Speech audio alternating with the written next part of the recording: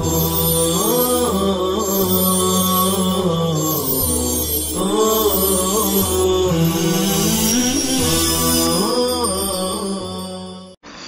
اللہ الرحمن الرحیم الحمد للہ رب العالمین والعاقبۃ للمتقین والصلاة والسلام علی سید الانبیاء والمرسلین سیدنا وحبیبنا وحبیب رب العالمین محمد وعلی آلہ واصحابہ ومن ہدی بہدی الی یوم الدین۔ تفسیر بیضاوی کا یہ چوتھا درس ہے۔ چونکہ ہم لوگ قرآن کریم کی تلاوت کے اعتبار سے، تدبر کے اعتبار سے، اس پر عمل کے اعتبار سے بہت دور ہو چکے ہیں، اس لیے بادل ناخواستہ یعنی دل تو یہی چاہ رہا تھا کہ فوراً کتاب شروع کر دی جائے، مگر سوچا کہ جب ایک چیز آن لائن جا ہی رہی ہے تو ہمارے طلباء کے ساتھ ساتھ امت کو بھی قرآن کریم کے ساتھ کس طرح سے جوڑا جائے، اس لیے قرآن کریم سے جوڑنے سے متعلق جو چیزیں ہیں وہ بیان کی جا رہی ہے۔ اب بیان کیا جاتا ہے قرآن کریم کی تلاوت کی فضیلت۔ چونکہ ہم لوگ قرآن کریم کی تلاوت کی فضیلت سے عام طور پر ناواقف ہیں، اس وجہ سے بھی ہم قرآن کریم کی تلاوت میں سستی برتتے ہیں۔ تو آئیے قرآن اور احادیث مبارکہ کی روشنی ہی میں قرآن کی تلاوت کی فضیلت کو ہم جاننے کی کوشش کرتے ہیں۔ قرآن کریم میں اللہ رب العزت کا ارشاد ہے، ان الذین یتلون کتاب اللہ واقاموا الصلاة وانفقوا مما رزقناہم سرا وعلانیۃ یرجون تجارۃ لن تبور، کہ اللہ رب العزت فرماتے ہیں کہ یقیناً جو لوگ قرآن کتاب اللہ کی تلاوت کرتے ہیں، نماز قائم کرتے ہیں، اور ہم نے جو کچھ انہیں دیا ہے مال اس میں سے وہ خرچ کرتے ہیں، چھپ کر بھی اور علانیہ بھی، یرجون تجارۃ لن تبور، وہ اس امید کے ساتھ کہ وہ ایسی تجارت اور ایسا نفع پائے، ایسی تجارت کرے لن تبور جس میں خسارے کا کوئی شائبہ نہ ہو۔ قربان جائیے سورہ فاطر کے 29 نمبر کی اس آیت کریمہ پر، کہ جس نے کہا کہ قرآن کریم کی تلاوت، نماز کا قائم کرنا اور اللہ کے راستے میں خرچ کرنا، یہ تین ایسی عبادت ہے کہ ان عبادتوں میں اگر بندے کی نیت خالص ہو تو اتنا اجر ملتا ہے کہ اس سے زیادہ بڑا بزنس اور اس سے زیادہ اہم بزنس انسان کے لیے اور کوئی نہیں ہو سکتا ہے۔ حضرت عبداللہ بن مسعود رضی اللہ تعالیٰ عنہ کی روایت مشہور ہے کہ من قرأ حرفا من کتاب اللہ، کہ اگر کوئی آدمی قرآن کریم کا ایک حرف پڑھتا ہے تو اس کو 10 نیکی ملتی ہے، اور ہر نیکی بعشر امثالہا، اس کے 10 گنا ہے۔ میں ایسا نہیں کہتا ہوں، حضور فرماتے ہیں کہ الف لام میم ایک حرف ہے، لیکن الف ایک حرف ہے، لام ایک حرف ہے اور میم ایک حرف ہے،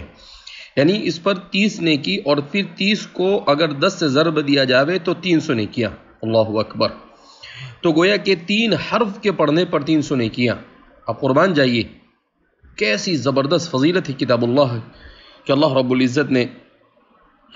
ہم آپ کو ایک کاؤنٹ کر کر اور ایک شمار کر کر بتلاتے ہیں کہ اگر سورہ فاتحہ، جس کی تلاوت میں مشکل سے 1 منٹ لگتا ہے، اگر ہم صرف اسی کے اجر کو شمار کریں تو کتنا اجر ہوتا ہے؟ سورہ فاتحہ کے جو حروف ہے اس کی تعداد ہے 145۔ 145 سے اگر ہم اس کو ضرب دیتے ہیں، اس کو ملٹیپائی کرتے ہیں، تو گویا کہ ایک نیکی بھی ہو تو 145، اور حضور نے فرمایا کہ ہر نیکی اور کے بدلے میں اس کے 10 گنا۔ تو اگر 145 کو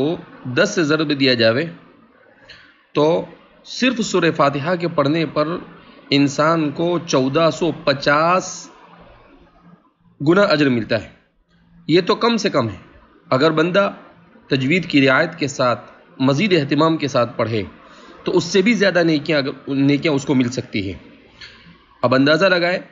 کہ جب ایک صرف سورہ فاتحہ کے پڑھنے پر بندے کو 1500 سے زیادہ نیکیاں مل سکتی ہے، 1450 نیکی کم سے کم مل سکتی ہے، تو قرآن کریم کے اگر ہم تلاوت کے عادی بنتے ہیں اور حضرات صحابہ کے طریقے پر قرآن کریم کی تلاوت کرتے ہیں، کہ حضرات صحابہ اپنی تمام مشغولیتوں کے باوجود ان کا کم سے کم معمول یہ تھا کہ ایک ہفتے میں قرآن کریم کو ختم کر دیا کرتے تھے، تو ہم بھی کوشش کرتے ہیں، خاص طور پر اس وقت ہمارے پاس فرصت کا وقت ہے، موبائل پر اور ان چیزوں پر اپنا وقت بے کا ضائع کرتے ہیں، تو کوشش کرتے ہیں آج سے ہم عہد کرتے ہیں اللہ رب العزت سے اور اپنے نفس کے ساتھ بھی کہ انشاءاللہ ہفتے میں قرآن ختم کرنے کی کوشش کریں گے. خاص طور پر ہمارے طلبہ، علماء اور عامۃ الناس کو بھی میں تلقین کروں گا کہ وہ قرآن کریم کی تلاوت کا اپنے آپ کو عادی بنانے کی کوشش کریں. انشاءاللہ بے شمار برکتوں سے مالا مال ہوگی. حضرت عقبہ بن عامر رضی اللہ تعالیٰ عنہ کی ایک روایت ہے کہ نبی کریم صلی اللہ علیہ وسلم ایک مرتبہ ہمارے پاس تشریف لائے اور ہم مقام صفہ میں تھے. ایک چبوترا تھا جہاں پر اسلام کا سب سے پہلا مدرسہ ہے، جس کو میں یہ کہتا ہوں کہ سب سے پہلا ہاسٹل اسلام کا، ایسا مدرسہ جس میں ہاسٹل کا انتظام تھا، وہ صفہ کا چبوترا مسجد نبوی میں آج بھی بطور حضرات صحابہ کی نشانی کے باقی ہے. تو نبی کریم صلی اللہ علیہ وسلم وہاں تشریف لائے اور آپ صلی اللہ علیہ وسلم نے ارشاد فرمایا کہ تم میں سے کون ہے جو یہ چاہتا ہے کہ وہ مقام بطحان تک جائے یا عقیق تک جائے، جو مدینہ سے باہر کافی دوری کے فاصلے پر واقع تھے، اور پھر 2 بہترین قسم کی اونٹنیاں لے کے آئے اور نہ کوئی گناہ کرے اور نہ اپنے رشتہ داروں کے ساتھ قطع تعلق کرے. حضرات صحابہ نے کہا اللہ کے رسول صلی اللہ علیہ وسلم ہم میں سے ہر ایک یہ چاہتا ہے. تو آپ صلی اللہ علیہ وسلم نے ارشاد فرمایا کہ اگر تم میں سے کوئی آدمی مسجد میں آتا ہے اور وہ سیکھتا ہے اور قرآن کریم کی 2 آیتیں بھی اچھی طرح سے پڑھنا سیکھ لیتا ہے تو اس کے لیے ان 2 اونٹنیوں سے بھی زیادہ بہتر ہے، جو بہترین قسم کی، جو کہ اس زمانے میں سب سے بہترین سواری کا جانور اونٹنی ہوا کرتی تھی. ہمارے زمانے کے اعتبار سے ہم یوں کہہ سکتے ہیں کہ مرسیڈیز یا جو بھی اعلیٰ قسم کی گاڑیاں ہو سکتی ہے وہ، تاکہ وہ اعلیٰ قسم کی گاڑیاں لے کر آئے، اس سے بہتر یہ ہے کہ اس سے بھی زیادہ اجر اسے مل سکتا ہے. تو کہا جتنی بھی وہ آیتیں سیکھے گا اور جتنی آیتیں وہ پڑھے گا اور اس کو اچھا پڑھنے کی کوشش کرے گا، اللہ رب العزت اس کو اتنا ہی زیادہ اجر عطا فرمائیں گے. قرآن کریم کی تلاوت جہاں پر نیکیوں کی کثرت کا سبب ہے، وہیں پر نبی کریم صلی اللہ علیہ وسلم کے ارشاد کے مطابق، جس کو امام بخاری و امام مسلم نے نقل کیا ہے، حضرت براء بن عازب رضی اللہ تعالیٰ عنہ فرماتے ہیں کہ ایک آدمی سورہ کہف کی تلاوت کر رہا تھا اور اس کے پاس اس کا گھوڑا تھا، باندھا ہوا تھا. تو ایک بادل اس کے اوپر آ کر سائبان کر رہا تھا اور وہ جیسے جیسے اس کے قریب آتا تھا تو گھوڑا بدکنے لگتا تھا. جب صبح ہوئی تو وہ نبی کریم صلی اللہ علیہ وسلم کی خدمت میں حاضر ہوئے اور کہنے لگے اللہ کے رسول صلی اللہ علیہ وسلم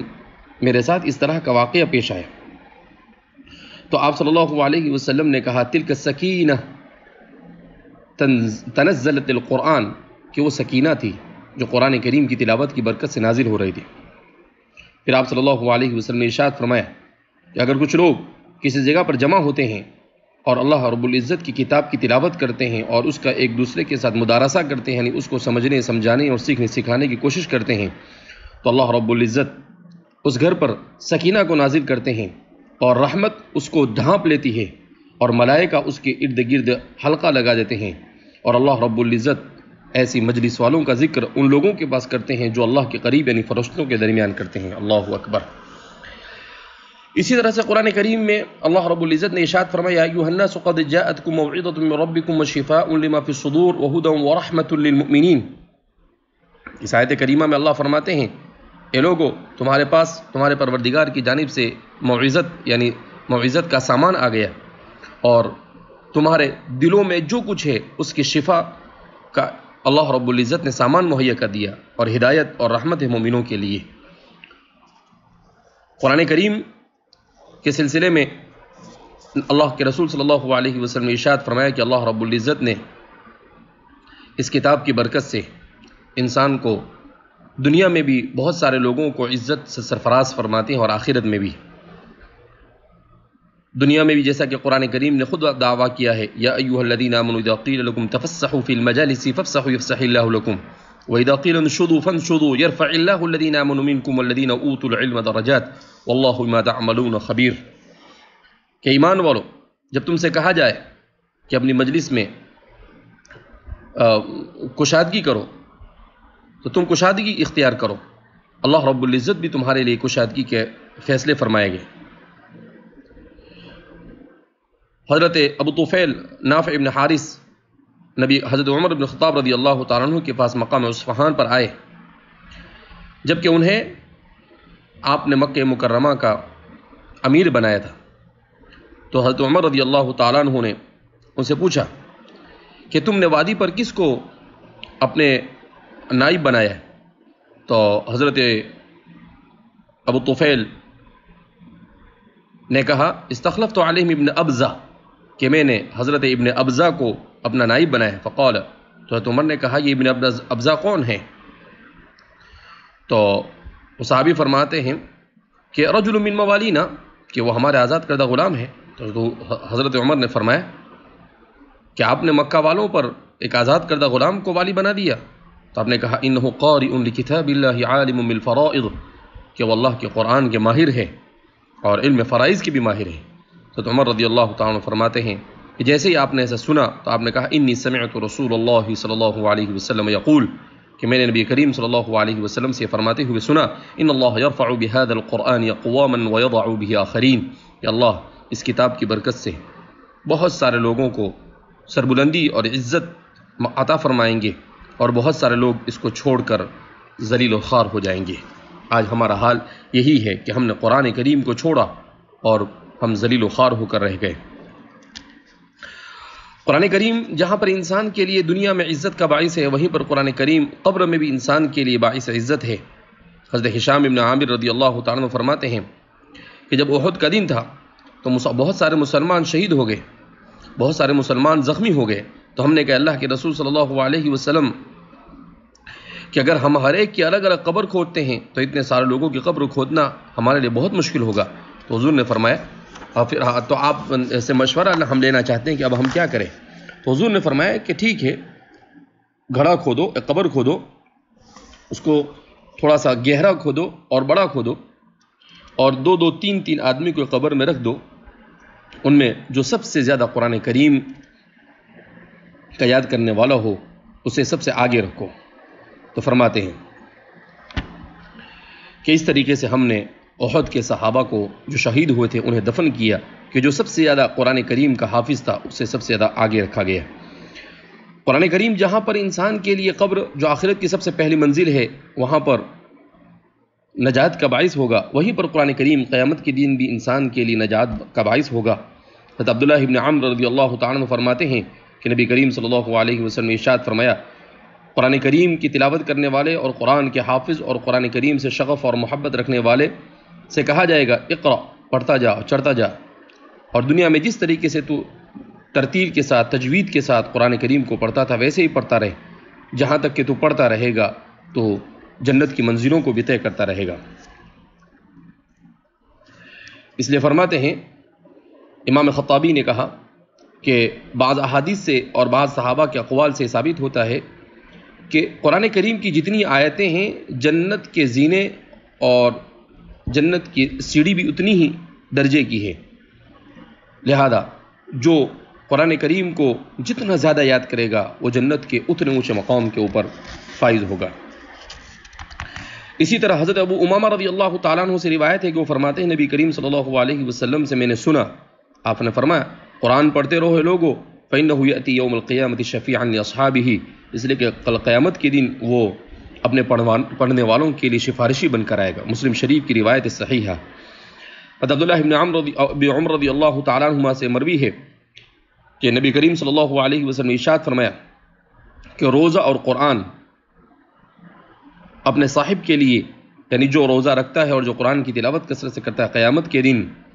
سفارش بن کر آئیں گے۔ روزہ کہے گا اے میرے پروردگار، میں نے اس کو کھانے اور شہوات سے روکا دن میں اور وہ رک گیا، تو اے اللہ میری سفارش کو اس کا قبول کر۔ اور قرآن کریم آئے گا، اللہ سے کہے گا یا رب منعتہ النوم باللیل، کہ میں نے اسے رات میں سونے سے منع کیا، یعنی قرآن وہ پڑھتا رہا، لہذا اے اللہ تو اسے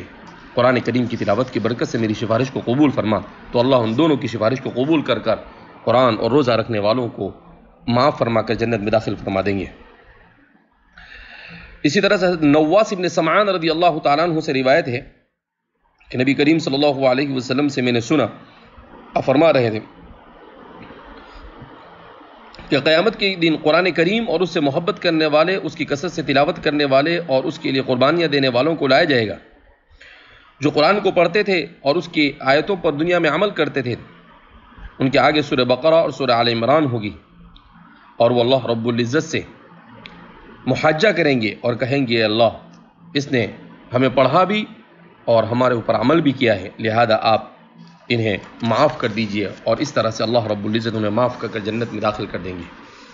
قربان جائیے ان فضائل پر، اور میں سمجھتا ہوں کہ اتنے زیادہ فضیلتوں کو سننے کے بعد تو ہمیں قرآن کریم کی تلاوت کی طرف ضرور رغبت کرنی ہی چاہیے۔ قرآن کریم کے ساتھ تعلق کے اعتبار سے لوگوں کی کتنی قسمیں ہیں۔ نبی کریم صلی اللہ علیہ وسلم نے ایک روایت میں حضرت ابو موسیٰ اشعری رضی اللہ تعالیٰ عنہ سے نقل کیا ہے کہ ان مثل المؤمن الذي يقرأ القرآن مثل الترجة ريحها طيب وطعمها طيب، کہ جو مومن قرآن کریم کی تلاوت کرتا ہے اس کی مثال اترجہ کی طرح ہے، ایک بہت ہی خوشبودار اور بہت لذیذ پھل ہوا کرتا ہے، کہ اس کی خوشبو بھی اچھی ہوتی ہے اور اس کا مزہ بھی بہت اچھا ہوتا ہے۔ اور وہ مومن جو قرآن کریم کی تلاوت نہیں کرتا ہے اس کی مثال کھجور کی طرح ہے کہ اس میں لا ریح لہا، کہ اس میں کسی طرح کی کوئی خوشبو نہیں ہوتی، البتہ اس میں حلاوت ہوتی ہے۔ اور منافق کی مثال جو قرآن کریم کو پڑھتا ہے ریحانہ کی طرح ہے، ایک پھول ہوتا ہے کہ اس کی ریحہ طیب، اس کی خوشبو تو اچھی ہوتی ہے لیکن اس کا مزہ کڑوا ہوتا ہے۔ اور وہ منافق الذی لا یقرأ القرآن، جو نہ قرآن کریم، وہ خود تو منافق ہے اور اس کے بعد قرآن کو نہیں پڑھتا ہے، تو کہا کہ اس کی مثال حنظلہ نامی ایک کانٹے دار درخت کی ہے، لیس لہا ریح وطعمها مر، کہ اس میں نہ خوشبو ہوتی ہے اور نہ ہی اس میں مزہ ہوتا ہے بلکہ وہ کڑوا ہوا کرتا ہے۔ اس سے معلوم ہوا کہ قرآن کریم کی تلاوت یہ مومن کے لیے انتہائی ضروری ہے۔ اسی لیے حضرت ابو سعید خدری رضی اللہ تعالیٰ عنہ سے روایت ہے کہ وہ فرماتے ہیں کہ میں نے نبی کریم صلی اللہ علیہ وسلم سے ارشاد فرماتے ہوئے سنا، حضور فرمایا کرتے تھے تعلموا القرآن وسلوا بالجنہ، اے لوگو قرآن کریم کو سیکھو اور اسی کے واسطے سے جنت طلب کرو، قبل ان یتعلمہ قوم یسألون بہ الدنیا، قبل اس کے کہ دنیا میں کچھ لوگ ایسے آئیں گے کہ جو اسی قرآن سے دنیا کے طالب ہوں گے۔ فإن القرآن يتعلمه ثلاثة رجل يباهي به ورجل يستأكل ورجل يقرأ القرآن لله عز وجل، قرآن کریم کو سیکھنے والے تین طرح کے لوگ ہیں۔ کچھ تو وہ لوگ ہوں گے جو قرآن کریم کو سیکھ کر لوگوں پر فخر کرنے کے لیے قرآن کو سیکھیں گے، کچھ وہ لوگ ہوں گے جو قرآن کریم کے ذریعے سے اپنا پیٹ بھریں گے، اور کچھ وہ لوگ ہوں گے جو قرآن کریم کو صرف اور صرف اللہ رب العزت کی رضا کے لیے پڑھیں گے۔ امام ابن القیم الجوزی نے ایک مقام پر بڑی اہم بات فرمائی ہے، وہ فرماتے ہیں کہ اسے معلوم ہوا کہ قرآن کریم کی تلاوت کے اعتبار سے لوگوں کے کل چار طبقے ہیں۔ ایک تو اہل القرآن والایمان وهم افضل الناس، ایک تو وہ لوگ جن کو اللہ نے ایمان کی دولت سے بھی نوازا ہے اور اس کے ساتھ ساتھ وہ قرآن کریم کو بھی کثرت سے پڑھتے ہیں، سمجھتے ہیں اور اس کی تعلیمات پر عمل کرتے ہیں، یہ سب سے افضل ترین لوگ ہیں دنیا اور آخرت میں۔ دوسرے من عدم القرآن والایمان، جو قرآن سے بھی محروم اور ایمان سے بھی محروم، یہ سب سے بدترین قسم کے لوگ ہیں دنیا میں اور آخرت میں دونوں مقام پر۔ اور تیسرے کہ جسے قرآن کریم تو دیا گیا مگر ایمان سے محروم رکھا گیا، منافق ہے وہ،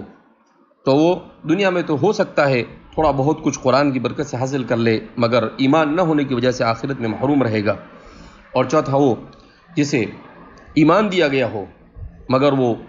قرآن کریم کی تلاوت نہ کرتا ہو، تو اس سے معلوم ہوا کہ یہ بھی محرومی کی بات ہے کہ ایمان ملنے کے بعد انسان قرآن کریم کو سیکھنے سکھانے، اس کو پڑھنے پڑھانے اور اس کو سمجھنے سمجھانے سے اپنے آپ کو محروم رکھے۔